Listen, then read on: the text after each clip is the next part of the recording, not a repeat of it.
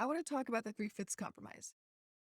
I don't remember ever learning about the sheer importance or big dealness of this clause in the Constitution until I got to college as a history major, but I also dropped out, so what the hell do I know? But the Three-Fifths Compromise literally led to the Civil War.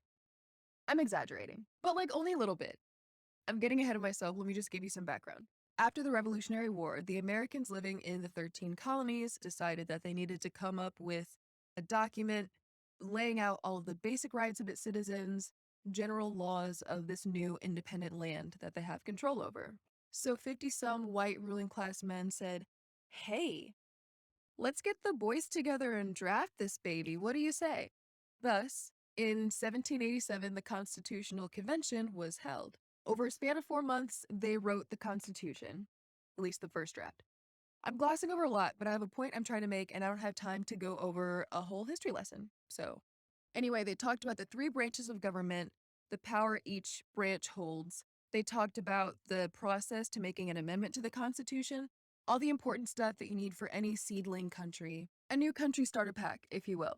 But one of the big hot button topics was slavery. Ooh. Fun fact, out of 85 clauses in the Constitution, 6 of them directly involved slavery.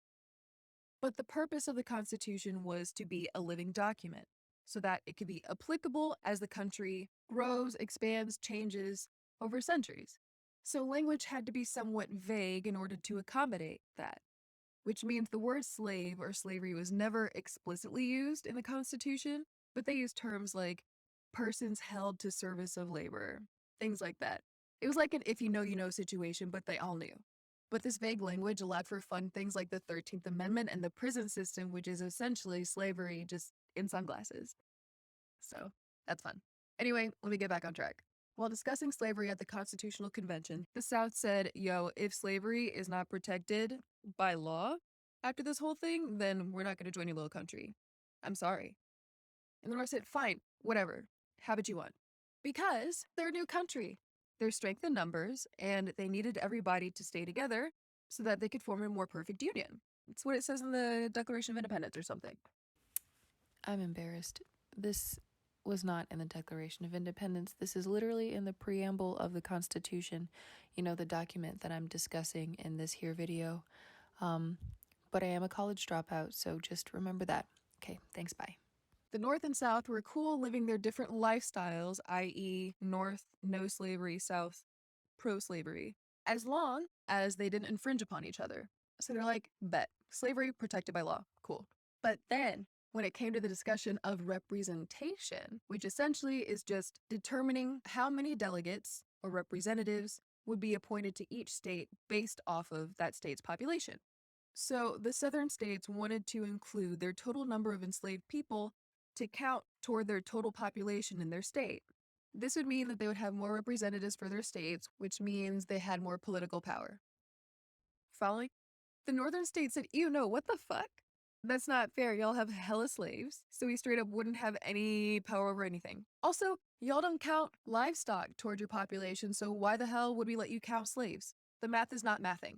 And just real quick, to emphasize the importance of the number of representatives for each state, this basically determines presidencies and therefore determines everything else. If the southern states have more delegates than the northern states, then there will always be a president that is democratically elected to keep the slave states' interests at heart. Every single time. And this is pretty much what happened for decades after this until Abe Lincoln got elected, but we'll get there later. So, after some back and forth at this constitutional convention, the Three-Fifths Compromise was born. The exact wording is this: representatives and direct taxes shall be apportioned among the several states which may be included within this union, according to their respective numbers, which shall be determined by adding to the whole number of free persons, including those bound to service for a term of years and excluding Indians not taxed 3/5 of all their persons. Which basically means 3/5 of the slave population would be counted toward representation for the House and Electoral College. The first thing that really grinds my gears about the Three-Fifths Compromise is that it's a misnomer. It's a misnomer. However you say it. It's a misnomer because in order for something to be a compromise, each party involved has to settle a dispute by coming to a mutual agreement. But if I recall, the enslaved people were a part of this, but they had zero say in the decision. And the enslaved population arguably had the most power by way of sheer numbers, but they played no part in the negotiations, they had no say in the final agreement, and they had no power over the results. So it's not a fucking compromise. And something I've heard a lot in my years, slaves had 3/5 of the vote, or that a slave was only counted as 3/5 of a person. Which I don't even blame those people because the way we're taught in America is whack. But it was so much worse than that.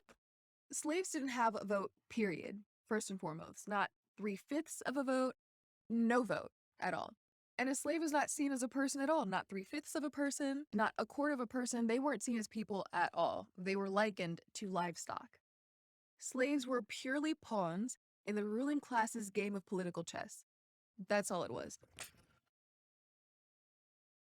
Anyway, the South won that game. Because once the Constitution was ratified, they had an immense amount of power. Slave importation and the return of fugitive slaves back to their plantations, those were protected federally under the Constitution. And with the 3/5 clause, they no longer needed to compromise with the North on anything. They had the numbers. Things were working out really well for them until the expansion of the country. The Constitution protected slavery as it was.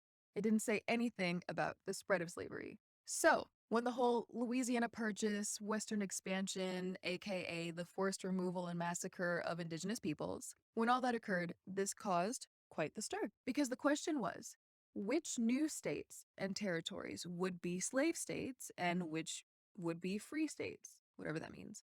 And more importantly, who would get to decide? So let's think about it. Let's put on our thinking caps and let's go through this together. Option number 1, maybe the federal government should just decide, do a top-down approach.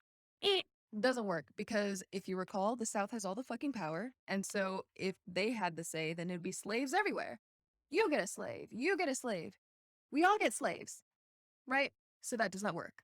They attempted to do another compromise situation with the Missouri Compromise, which basically split the country in half, one half with slaves, one half without slaves. And it was up to the states to decide whether they'd be slave states or not. But that was repealed 30 years later with the Kansas-Nebraska Act, which created 2 new territories, Kansas and Nebraska. Duh. And it allowed for the states to decide for themselves whether or not they'd be slave states.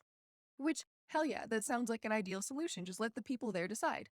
That didn't work either because that led to a little thing called Bleeding Kansas, which basically was a 4-year mini civil war before the big one that was between the people who were pro-spread of slavery and the ones who were anti-spread of slavery.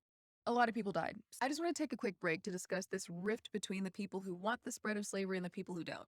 Because before they were perfectly fine just living their lives separately. So why this conflict over the spread of slavery? The thesis? It was never about morality.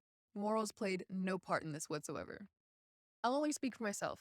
I remember being taught that the conflict over slavery was a moral one, that the northern states were fighting against slavery because slavery's wrong.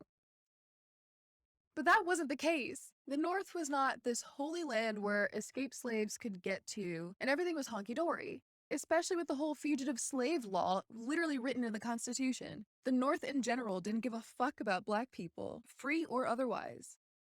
George Bush doesn't care about black people. And all that hoopla about the Underground Railroad and friendly Northerners helping with all that, those were abolitionists. The people who helped assist in the Underground Railroad and all anti-slavery efforts were abolitionists, which were such a small minority of the population at the time. And even then, abolitionists weren't always these selfless people who were down for the cause no matter what. Susan B. Anthony, for example. I'm not going to get into her story today. But the majority of Americans at the time did not give 2 shits about slavery as long as they were able to live their lives as they were. And that was the problem. Both sides wanted to grow their empires, and new land out west meant that they were able to do so how they wanted. But they wanted different things. The North's issue is that they couldn't compete with the wealth and power that the South had amassed with slavery. The North was the industrial side with factories and shit, right? And the South's issue is that they felt entitled to keep building their power and wealth off the backs of enslaved people. The 2 sides were literally fighting over who had the right to amass power in their desired method. That is it. To reiterate, the pro-slavery versus anti-slavery conflict was never about morality. It was always about power. Now back to the program. While all this tension had been building between the North and the South, I think that there are two main events that really made the Civil War pop off. The first being the Dred Scott decision. Here's the skinny. Dred Scott was a slave who moved to a free territory with his master, and at one point he was like, wait, hold on a second. Fuck this. I've lived on free soil. I'm a free man now. I don't care. So he sued his master for his own freedom, and it went all the way up to the Supreme Court. And the Supreme Court's decision loosely was, fuck you. You're not even a citizen, and you will literally never be one. So I don't know what the fuck you're talking about with this freedom shit. Bye. This ruling also set the precedent that Congress does not have the power to thwart the spread of slavery, which essentially means that slavery had the go-ahead to keep doing its thing. So that was the first event. Second event that I think really led to the Civil War popping off was when Abe Lincoln was elected. I told you I'd come back to it. So Abe Lincoln was an anti-spread of slavery guy, and he won the presidential election without a single vote from the slave states, which was a huge deal because this had never happened before. Before this, it was pretty much required to have bipartisan support, but that was largely due to an influx in immigration in the North. The South got pissed off and threatened to secede from the Union, and the rest is history. So there you have it, folks. The Three-Fifths Compromise was not a compromise because not everybody involved, i.e., the enslaved people that the whole thing was about, didn't have a single say in the decision. It led to hella turmoil in the country due to the disproportionate power it gave the slave states that eventually reached a fever pitch called the Civil War. And it ingrained into the country via the fucking Constitution that Black people did not even have a fraction of humanity. They were merely pawns used by the ruling class in the political game of chess. Boom! That's all I got.